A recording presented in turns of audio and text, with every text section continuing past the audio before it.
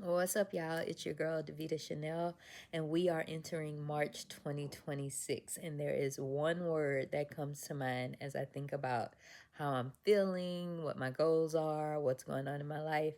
And that word is madness. And the timing couldn't be better since the whole world is focused on March Madness. Well, let me not say the whole world, but all those people who are into college basketball, that's all people are talking about right now. It's March Madness. I am reminded of my time at Purdue University as an assistant sports information director.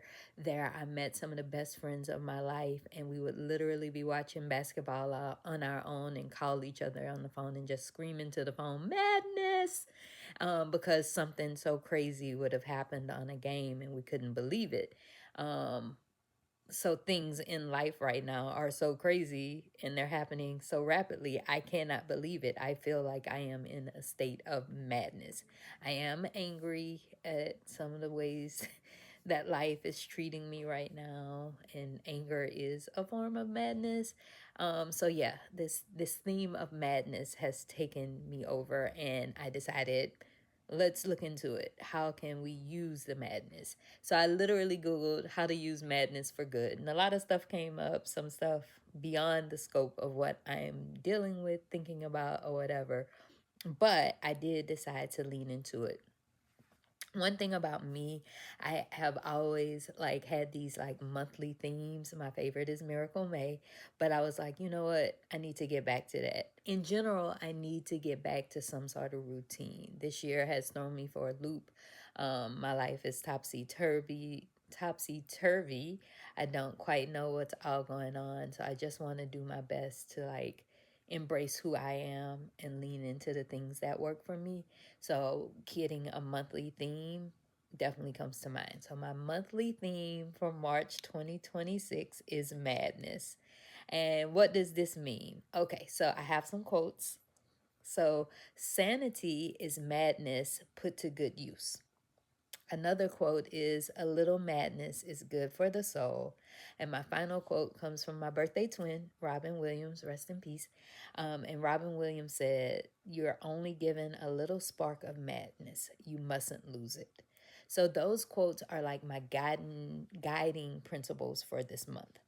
But then I found out about channeling madness. In general, I know that channeling any energy that you have and trying to make it into something else, that's alchemy all day long. And I do pride myself in being someone who believes in the power of alchemy.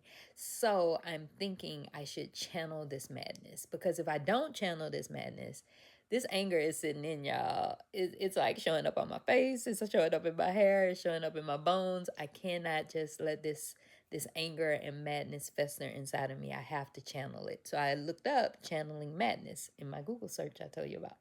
So I found that channeling madness is converting emotional intensity into creative work, setting strict boundaries for chaotic thinking, utilizing intense focus to break through creative blocks. So this channeling the madness was all about creativity. So I'm thinking like, okay, what can I do this March? Because I have a plethora of creative ideas that need some energy. So how can I use my madness? And I decided I can break this down into 4 parts. The first part is a creative conversion. I can channel this. I can take this energy of madness and make it something creative. I can lean into some structured chaos, which I don't know much about, but let's get into it. I can have a physical release, which my gym membership is begging me to do. And finally, I can have some strategic focus. Actually, let's start there. Strategic focus. That's usually where, I can lean into the things I need to focus on for my business, for my career, for my life. So, a few areas I want to strategically focus on this month. I'm in the process of writing this book. I'm drafting. It keeps changing, but I am building life as a writer, right? So I can strategically focus on my career as a writer. I'm a part of this great organization called Permission to Write. I highly suggest looking into it. And we have some events coming up this month that are going to really help me focus on who I am as a writer. There's a ton of fellowships and residencies out there, so I can strategically focus on getting my applications in. There's work, day-to-day work. I'm a business owner. I'm very grateful to own my own business. And while my industry is going through a lull, my clients are not. They are at the peak of their talent right now. So how can I strategically focus in on maximizing opportunities for them? So that's an area where I can focus. I can focus on finding this money. Where is the bag? Where is the bag? I know it's a bag out there. I know these people are saying like all these things are going on, but somebody getting this money and I need to be one of them people. So I can strategically focus on where the money is. I can utilize the things I already have to help with this strategic focus. I'm a big reader, and two books I've been getting into lately that I need to go ahead and wrap up are Story Work and Becoming Supernatural. So those are two books I can use to help build my strategic focus this month. That's one area. Another thing is physical release. Again, I'm super grateful. I have a wonderful gym membership at EOS, which used to be Gold's Gym, so I can definitely take advantage of that. I also work out at a a CrossFit gym called Jewel City CrossFit. I specifically go to these classes that this woman Jill teaches on Sundays, but they have great classes throughout the week, and I have a pass there. Because I had invested in myself and got a few class passes so I can check out what's going on at Jewel City, like maybe once a week in coordination with my gym. I can try to dance. I love a TikTok dance. I don't be doing them or sharing them with people, but I do them in the comfort of my home. So maybe I could do more dancing to physically release some of this anger. I gotta just let it go. And then creative conversion. Again, I'm writing a book. So that's like time spent every day on my book would be a great way to convert this anger into something else. And then I'd have an actual product.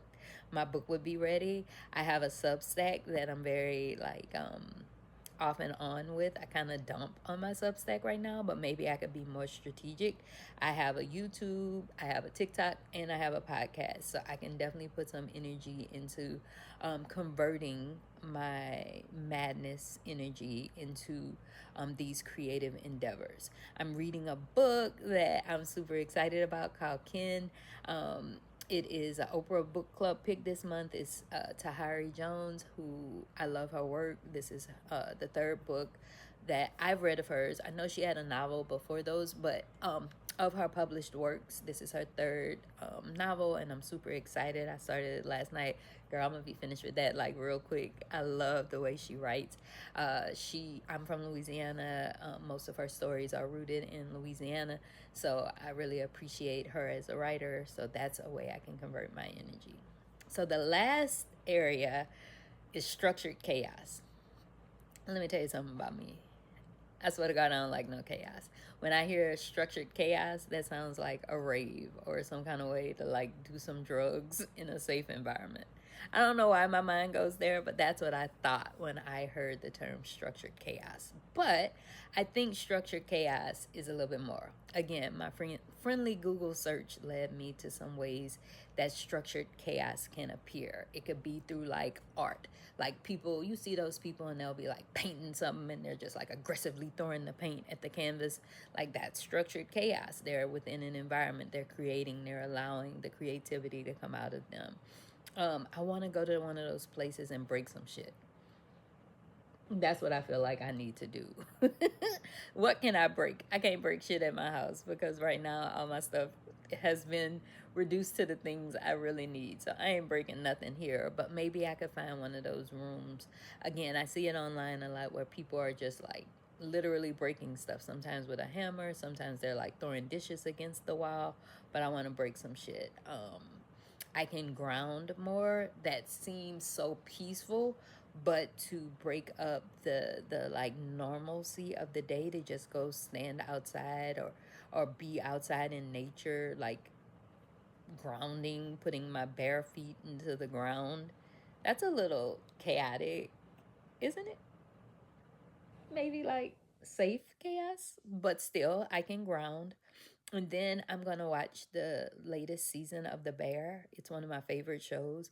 It reminds me of my time working in a kitchen, but a restaurant, the back of the house of a restaurant is the best example of structured chaos I can think of. Because if you've ever participated in like working at a restaurant, you know that there is always chaos. And The Bear, like just watching that show, like makes me feel chaotic inside. So these are the 4 ways I'm going to channel my madness: through creative conversion, structured chaos, physical release, and strategic focus. Um, I'm mad. I'm angry. I'm all the things. March is going to come in here acting a fool. I already know we're going to have Mercury retrograde. They got some kind of eclipse, all kind of stuff happening. I think our president that went to war, that dude, that's a whole different story. Personal life is personal lifing. It's a lot going on there. But I feel like I have a grasp on how to handle the madness of this month. And I still have the alternative of calling my friends and just screaming the word madness into the phone and hanging up. I think they'll get it. I know one friend in particular, shout out to Sister Smith, that'll get that. So that's how I'm going to approach March. I'm leaning into the madness. What about you? What is your word or theme for the month of March? Are you going mad as well?